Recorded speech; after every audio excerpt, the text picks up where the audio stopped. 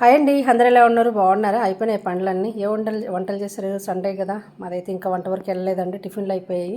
ఈ బూందీ పట్టి అండి, ఎంత బాగుందో చూడండి. ఈ కరకాజ్జమ్మ ఏదో అంటారు, బూందీతో చేస్తారు కదా, బెల్లం పాకం పట్టది. ఇక్కడ మాకు దగ్గరలో ఒక షాప్ ఉంది, వాళ్ళు బాగా చేస్తున్నారండి.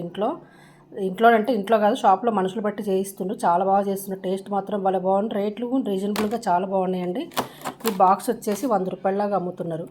అండ్ ఇవేమో బూందీ పట్టి, ఇదేమో కజ్జికాయలు అండి, బెల్లం కజ్జికాయలు చాలా బాగున్నాయి. అసలు భలే బాగున్నాయి. 5 వస్తాయి. ఈ బాక్స్ కూడా 100నే.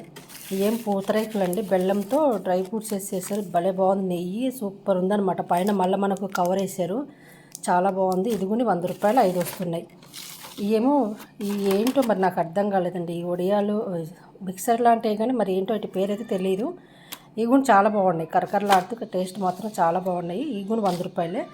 మనం ఇంట్లో చేసుకోలేము అనుకున్నప్పుడు ఇలా ట్రై చేస్తే తప్పులేదనిపిస్తుంది. అదిగాక వాళ్ళు మంచి ఆయిల్తోనే మంచిగా టేస్టీగా నీట్గా చేస్తుందని తెలిసింది. చూసాం మేము దగ్గరుండి కూడా చాలాసార్లు తెచ్చుకుంటున్నాం. చేయలేనప్పుడు ఇలా చిన్న చిన్న డబ్బాలు తెచ్చుకుంటే బాగుంటుందని నా ఒపీనియన్. మీకు నచ్చితే లైక్ చేయండి.